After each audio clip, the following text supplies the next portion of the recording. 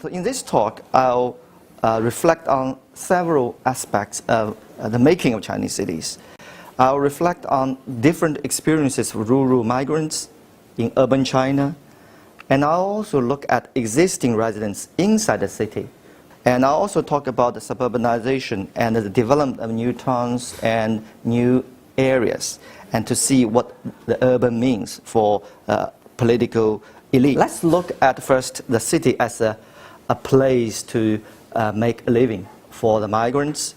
And there have been extensive research on migrants in urban China, but the important issue is about migrant incorporation. And migrants live in so-called urban villages. Therefore, you see the hybrid nature of market mechanism and state-led fast urbanizations. And then when you compare this with the prevailing view, you will see the differences. In a sense, in the post-reform China, the city has been rediscovered.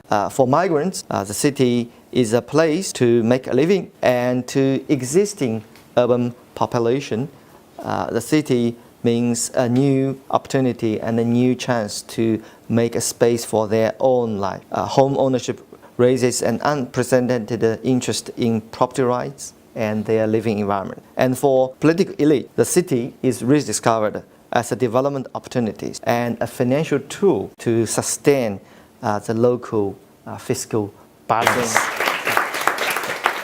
I have two specific questions on that. One, I'm a Chinese. When I see the title Plan for Growth, I feel it's very logical, very natural to see it. But I think for Western audiences, it's often kind of contradictory. Why in China context is so natural for this to happen? In the book, you also mentioned there's an important difference between planning for growth versus planning for market. I think it may be useful for you to elaborate a little bit. In the West, or in UK in particular, that planning try to maintain the development order and try to constrain development. But in China, planning is used to promote economic growth. Harvey described China as a special case, the neoliberalism with Chinese characteristics. But on the other hand, when the political elites talk about growth, the growth is really a kind of means to achieve some goals, to maintain a certain order. A planner as a profession actually achieving a more and more dominant, more and more important role. I mean, you look at the planners in China, both scholar and professional, they are really a very powerful source of society. So why this irony when market is coming out in, while planner as a profession while getting such an important role here? I offer three explanations for this phenomenon.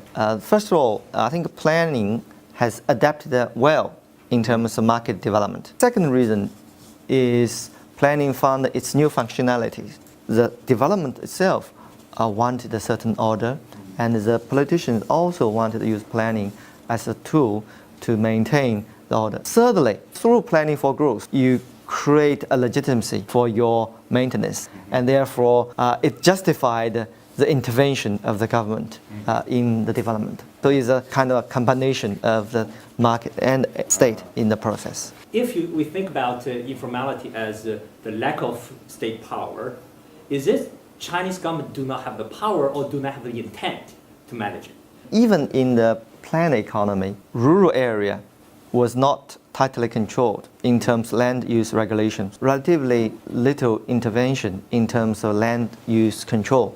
To some extent, I think your observation is right, that state purposely not to control. The reason is by not control, the state can reduce its burden in terms of housing provision. So let market to supply cheaper housing to rural migrants. You mentioned the gated community.